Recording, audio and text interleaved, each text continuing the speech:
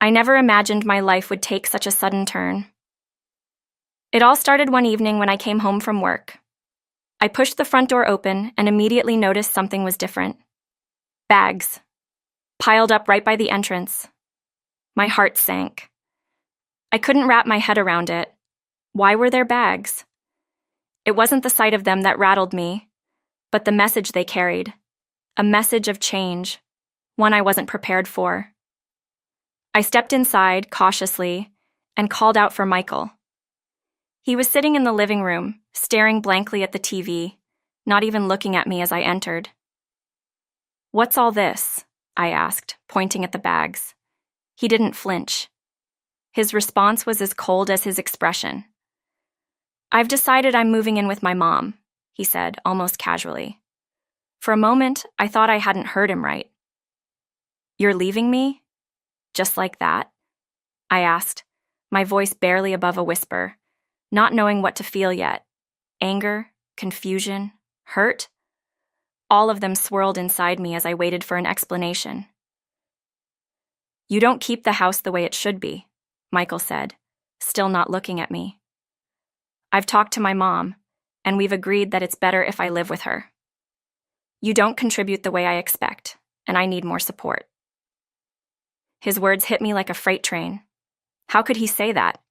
I worked full-time, paid for things around the house, and did my part, even if it wasn't always visible. "You're making this decision without even discussing it with me?" I shot back, my voice trembling. He shrugged, unmoved. "I don't need to discuss it. I pay for most of the bills, and I make the decisions." That hurt more than I could admit. It was like he had been holding this over my head all along, using it as leverage.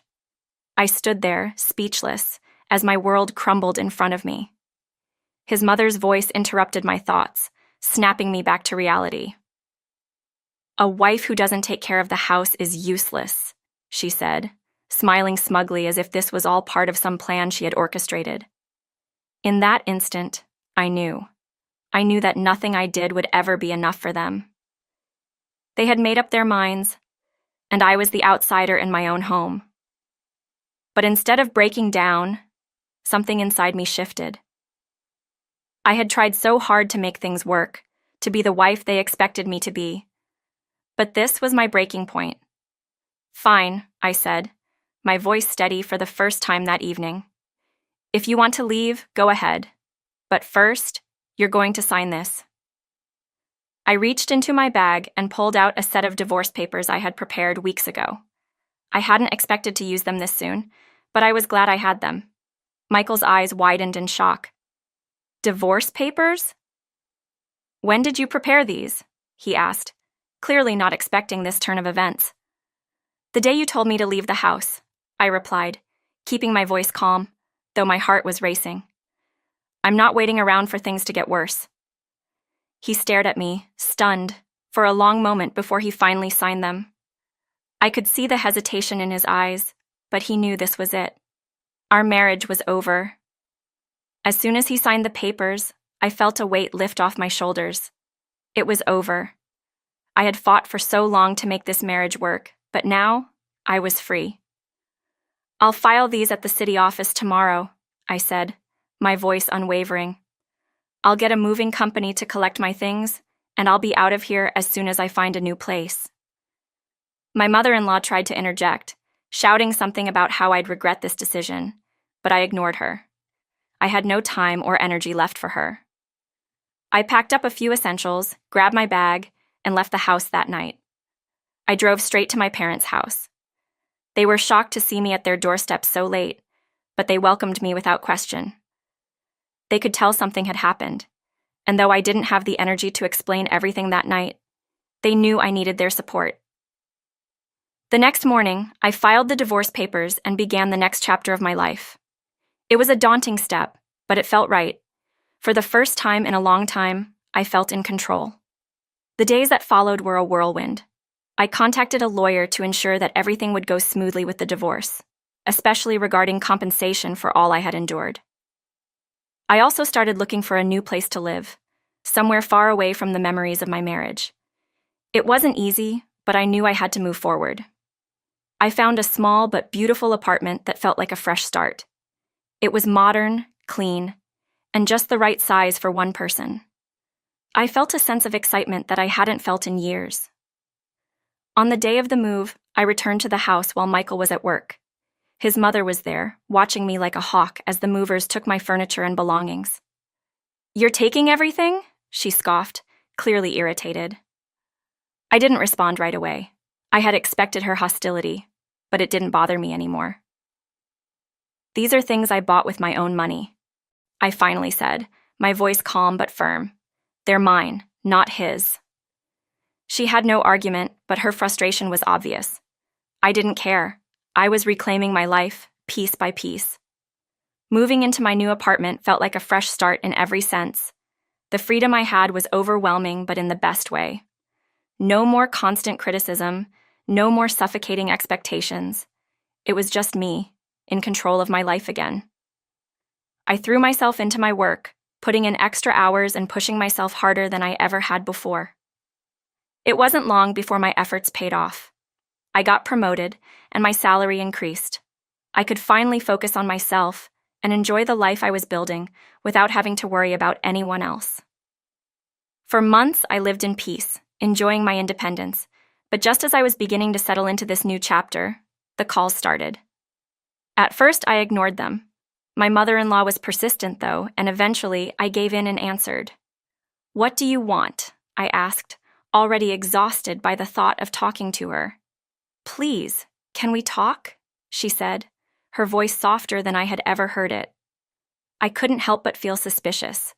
This woman had never been kind to me, so why now? "What do you want?" I asked again, my patience wearing thin. She hesitated, and then the story spilled out. Michael's affair had been exposed at work, and as a result, he had lost his job. Julie, the woman he had left me for, didn't want to live with his mother and had moved out. Now, without my financial support, they were struggling. "We're barely getting by," she said, her voice trembling. "Michael can't find steady work, and we need help. Please, can you send us money, just like before?" I couldn't believe what I was hearing.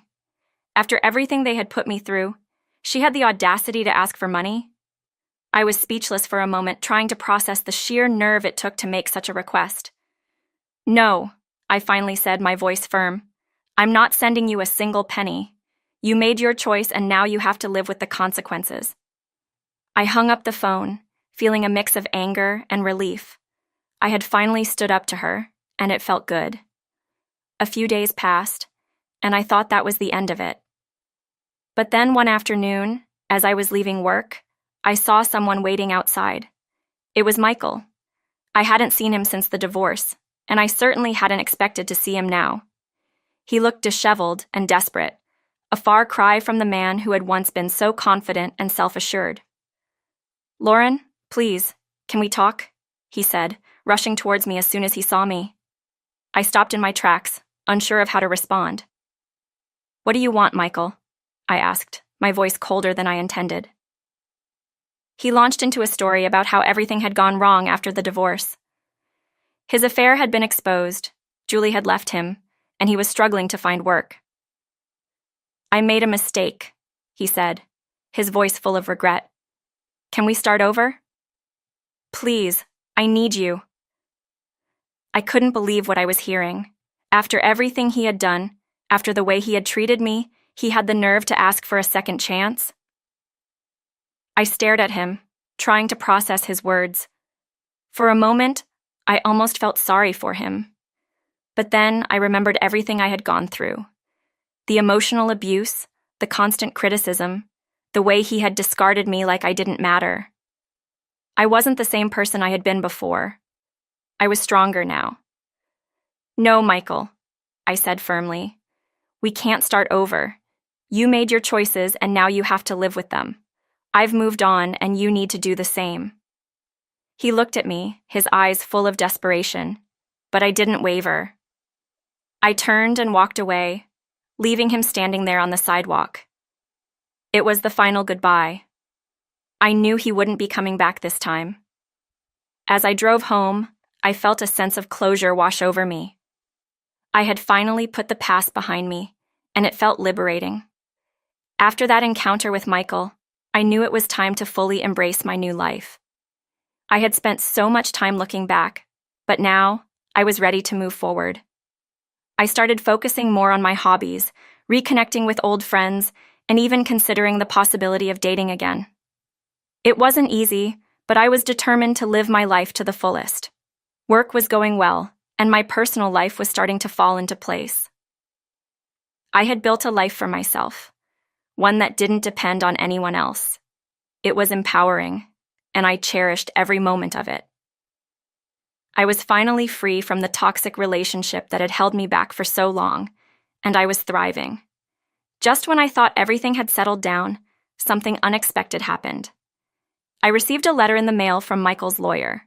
He was suing me for spousal support, claiming that I had unfairly taken more than my share during the divorce. I couldn't believe it. After everything I had been through, after all the ways I had been wronged, he was still trying to take more from me.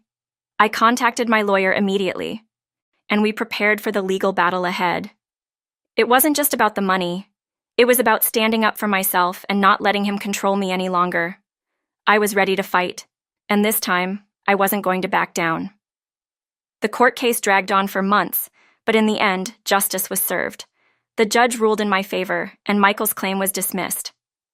I couldn't describe the relief I felt when the verdict was announced. It was the final victory I needed to close that chapter of my life once and for all.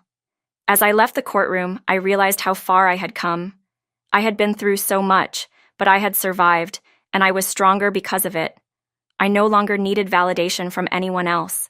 I was enough, just as I was. And for the first time in a long time, I felt truly free.